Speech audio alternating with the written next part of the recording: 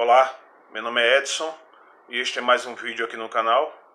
No vídeo de hoje nós vamos falar sobre mitologia primitiva. Nas Crônicas dos Santos abundam relatos de provações autoimpostas que precederam os momentos de arrebatamento. Esses são jogos e exercícios religiosos que fazem com que os cuidados da vida sejam postos de lado em favor do engajamento na busca pela capturação do divino.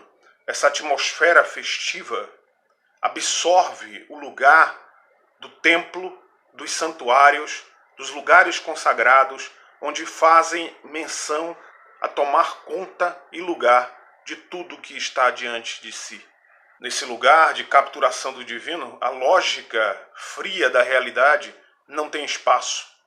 E é por isso que homens e mulheres que trabalham com exercícios da lógica são afastados desse espaço como um todo.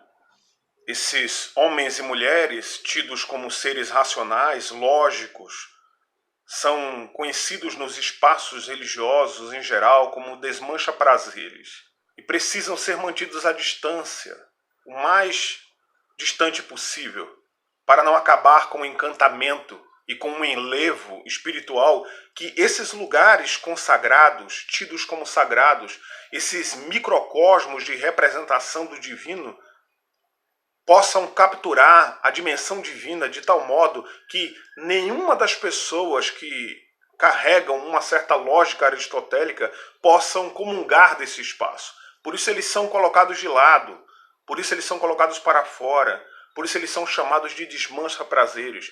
Por isso, sempre, em qualquer representação mítica de um lugar como um espaço consagrado e sagrado diante do divino, ser ladeado por guardiões que impedem a entrada dessas pessoas, desses seres lógicos, racionais e desmancha-prazeres. Por isso, a representação de leões, de touros, de guardiões, de homens com espadas desembainhadas, de querubins, à porta de um paraíso, impedindo o retorno daqueles que comungavam e que desfrutavam daquele espaço comumente. Agora, essas pessoas que carregam uma certa lógica aristotélica, que carregam um certo sentido da realidade, que não jogam o jogo como ele é jogado, que resolvem não brincar de encantamento, resolvem não brincar de abstração do divino. Essas pessoas são colocadas do lado de fora, são impedidas de entrar porque no sentido do que acontece ali dentro, naquele espaço sagrado, no sentido do jogo que é jogado com a divindade dentro desse espaço sagrado. Todo o homem e toda a mulher que carrega uma lógica aristotélica é preciso ser mantido o mais distante possível desse jogo. Porque os defensores da lógica são aqueles para quem a máscara, a árvore, o animal, a hóstia consagrada não contam para nada, não servem como parâmetro do divino. Por isso, eles precisam ser colocados do lado de fora. Eles precisam ser evitados de brincar e de jogar o jogo do encantamento, o jogo da divindade, o jogo do humano, do imanente, absorvido pelo transcendente. Desse ponto de vista, o universo é um assento, um trono, uma pitá, um lugar onde o divino se faz presente, o lugar onde o divino habita, o lugar como uma câmara nupcial, onde o divino se mistura com o humano, onde o divino absorve o humano, onde o divino penetra o humano de tal modo a transformá-lo num processo contínuo e ininterrupto. E é nesse momento específico do jogo do encantamento da divindade que o imanente goza de um amor ininterrupto com o transcendente, fazendo nascer mitos e monstros. Daí o êxtase, a sensação de deleite, a harmonia e a recriação instalada dentro do ser imanente. Como dizia Johann Huizinga, é necessário, nesse momento específico, jogar o jogo do encantamento, o jogo da abstração e absorção da divindade, o jogo do encantamento e do enlevo do ser imanente, mergulhado e inundado pelo transcendente, sendo possuído pela divindade. Assim, a vida secular passa a ser interpretada como lugar do pecado, o lugar onde essas abstrações tomam força, um caminho feito como ilusório e daninho, que deve ser evitado para que a acumulação, o desejo e a força obtida dentro do espaço do encantamento, do lugar chamado sagrado, do templo e do santuário, forneça para o adorador toda a força necessária para viver a vida. Não mais não essa vida secular, não essa vida etérea que está diante dos seus olhos, que ele acha completamente insuficiente para responder às suas perguntas todas. É preciso projetar no divino as suas abstrações e os seus desejos. Assim, a divindade existe somente quando fechamos os olhos. E enquanto se fecha os olhos, se joga o jogo do encantamento. E quando os olhos são abertos, a divindade desaparece. Porque já não estamos mais brincando. Porque já não havia mais brincadeira. Porque o jogo era jogado de uma maneira completamente interiorizada. E somente quando se fechava os olhos, se estava brincando com a divindade. E quando se abria os olhos e a dura realidade estava diante das pessoas, era justamente essa dura realidade que era rechaçada, porque só se joga o jogo da divindade, com os olhos fechados.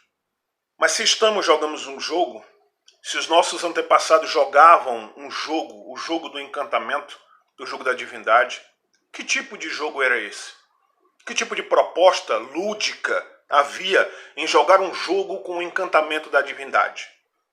Todas as vezes que um mito foi tomado literalmente ao pé da letra, o seu sentido foi pervertido. E sempre que ele foi tomado como mera fraude, a verdade escapou pela outra porta. Então, a pergunta permanece: como decifrar o jogo? Como fazer as vezes? Como jogar o jogo como ele deve ser jogado? O que os nossos antepassados pensavam acerca desse tipo de jogo, desse tipo de realidade abstrata, etérea, que não está diante dos nossos olhos, que só se vê, só se enxerga quando a nossa imaginação é projetada para além das nossas capacidades humanas. Quando nós projetamos no divino as nossas propensões, os nossos desejos, os nossos sentimentos. Como decifrar esse jogo? Immanuel Kant dizia que a única possibilidade de entender a propensão da dimensão desse tipo de jogo era fazer analogias na vida.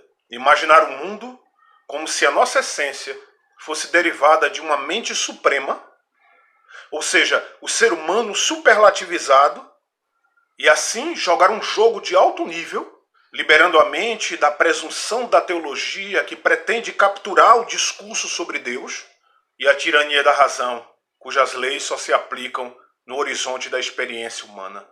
Por isso, entre os nossos antepassados, e até mesmo hoje, há os que jogam o jogo da máscara, o jogo da realidade consagrada, o jogo do microcosmo da realidade, o jogo da projeção, o jogo da cosmogonia propriamente dita, o jogo da hóstia consagrada, o jogo da ceia transubstanciada, o jogo do templo, o jogo do sacrifício, o jogo do adorador no mundo projetado até o infinitesimal, porque este aqui não consegue capturar toda a essência do humano, por isso ele projeta a essência do humano no divino.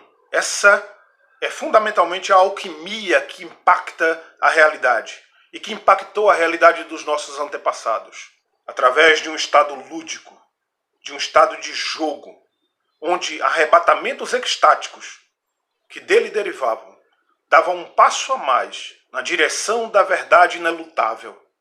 O obscuro peso do mundo, tanto da vida quanto da morte, tanto do céu quanto do inferno, foram dissolvidos, pois não havia nada do qual o ser humano precisasse ser libertado, a não ser do mito do qual ele acreditou e acredita cegamente.